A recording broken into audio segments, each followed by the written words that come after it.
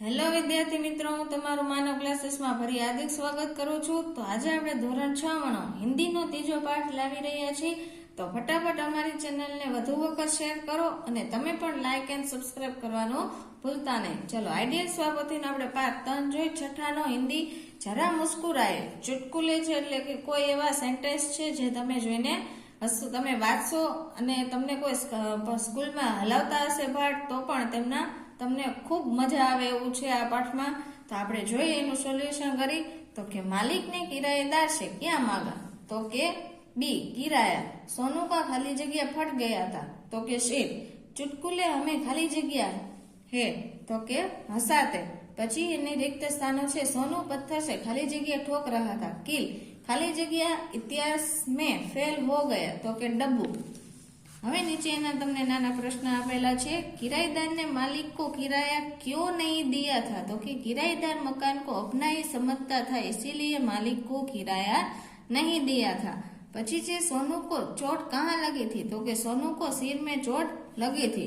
सोनू को चोट किस प्रकार लगी थी? तो कि सोनू पत्थर से कील ठोक रहा था। एक आदमी ने उसे अपनी खोपड़ी का इस्तेमाल करने के लिए कहा तो सोनू ने सिर से कील ठोकने की कोशिश की और उसको चोट लगी। डब्बू इतिहास में फेल क्यों हो गया था? तो कि डब्बू इतिहास में फेल हो गया था क्योंकि सभी प्रश्न उस समय के पूछे गए थे जब वह पैदा भी नहीं हुआ था। પછી 5મો પ્રશ્ન છે। मुन्ना ने रात को कितने बजे तक पढ़ाई की थी? तो कि मुन्ना ने रात को 1:30 बजे तक पढ़ाई की थी। मोहल्ले की लाइट कितने बजे चली गई थी? तो कि मोहल्ले की लाइट रात को 11 बजे चली गई थी। પછી 7મો પ્રશ્ન છે। आदमी ने सोनू से किसका इस्तेमाल करने को कहा? तो कि आदमी ने सोनू से खोपड़ी का इस्तेमाल करने को कहा।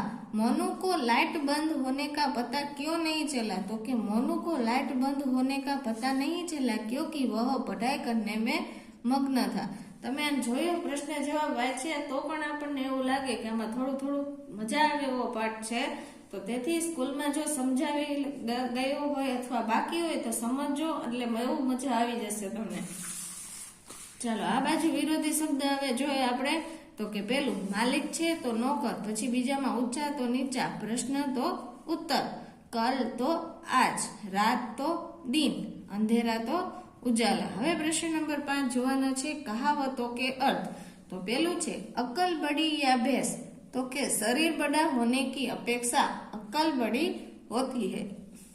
जो बरतते हैं वो बरसते नहीं, जो डींग मारते हैं वे काम नहीं करते। आसमान से गिरा खजूर में अटका। तो के एक के बाद एक विपत्ति में फंसना। जैसी करनी वैसी भरनी। तो कि जो जैसा करते हैं उसे उसी के अनुसार फल भुगतना पड़ता है।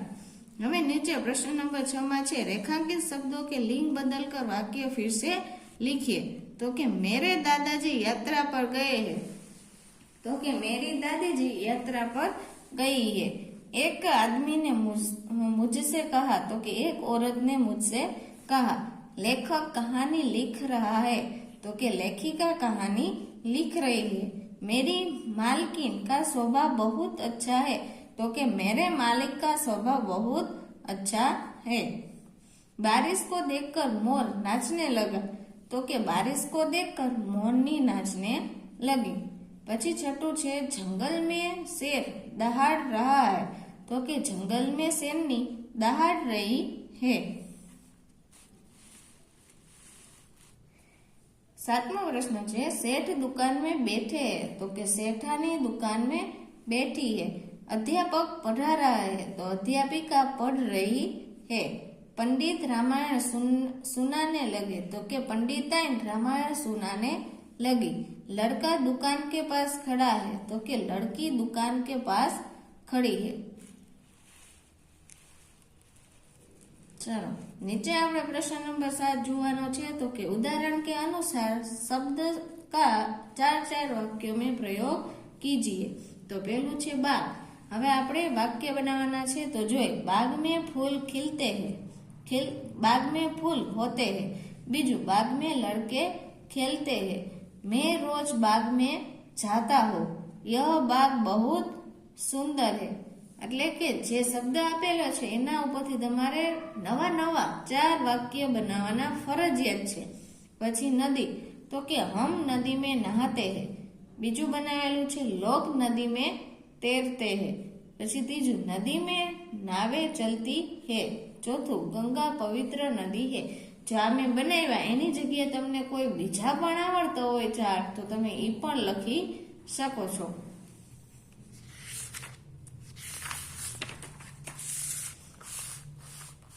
ચાલો ત્રીજું છે દોસ્ત, તો કે પેલું છે એમાં ગૌરવ મેરા દોસ્ત है.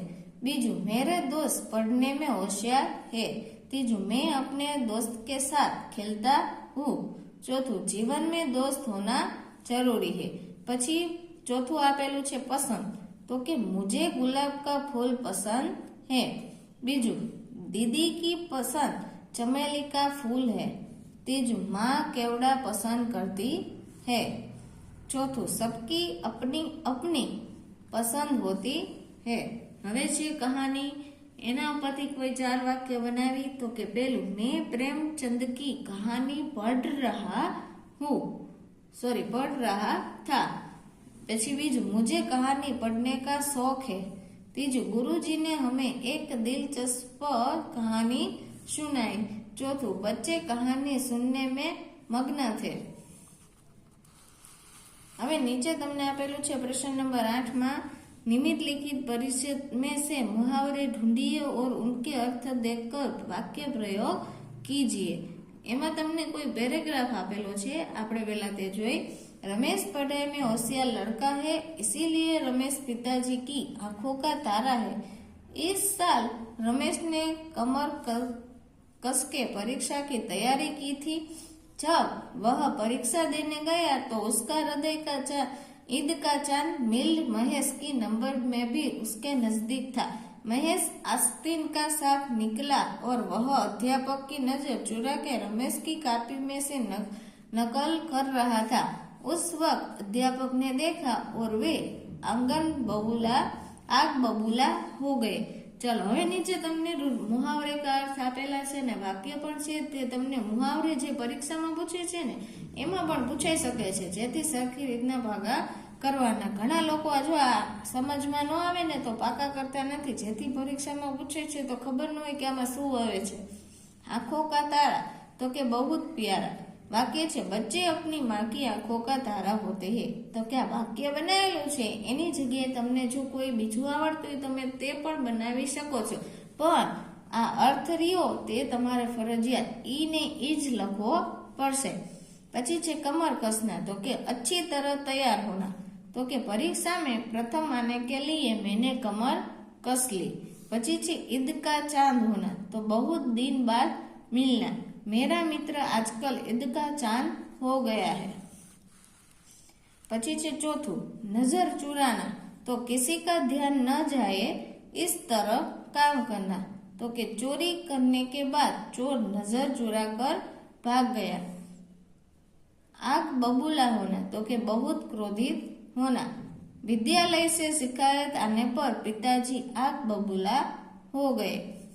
પછી તમને નીચે છઠ્ઠો પ્રશ્ન આપેલો છે आस्तीन का साप એટલે કપટી મિત્ર હોના. તો કે मेरा मित्र आस्तीन का साप निकला. હવે તમને પ્રવૃત્તિમાં આપકે મનપસંદ 2 ચુટકુલે अपनी नोटबुक में लिखवाना છે, એટલે તમારે રફ નોટમાં તમારી રીતે લખવાના છે. તો ચલો આ પાઠનું આપણે અહીંયા સોલ્યુશન પૂર્ણ કરશું. તો ફટાફટ અમારી ચેનલને તમે વધુ વખત શેર કરો એવી અમે અપેક્ષા રાખી છીએ. તો ફટાફટ કરી દેજો અને તમે પણ લાઈક એન્ડ સબસ્ક્રાઇબ કરવાનું તો ભૂલતા નહીં ખાસ કરીને. તો ચાલો આજે આપણે અહીંયા વિરામ રાખીએ.